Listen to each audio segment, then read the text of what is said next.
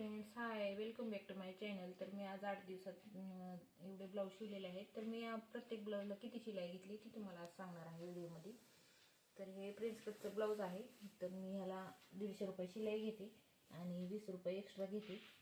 साधं गोलगळा आहे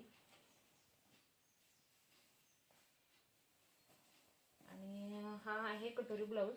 तर कटोरी ब्लाऊजला मी 120 रुपये शिलाई घेते आणि लांब आहे म्हणून 20 रुपये एक्स्ट्रा घेते.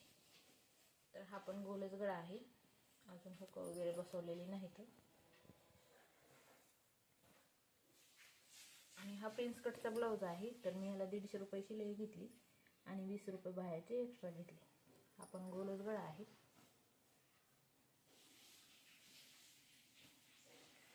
हा आहे कटोरी ब्लाऊज, त्याला हुक वगैरे बसवून झालेले आहेत आणि ह्याची शिलाई, ह्याची हाफ कटोरी आहे. टक्स वगैरे दिसत नाही, त्याची व्यवस्थित बसते फिनिशिंगला वगैरे. आणि हा पण गोलच गळा आहे.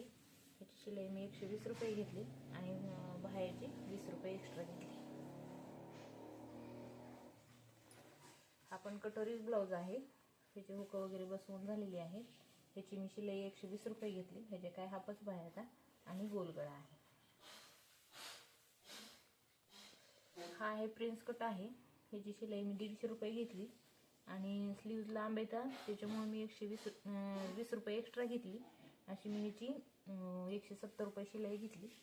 हा पण गोलच गळा आहे, पाठीमागून सिंपलच आहे, त्यामुळे मी 170 रुपये शिलाई घेतली ह्याची. हा प्रिन्स कटच आहे, गोल गळा आहे.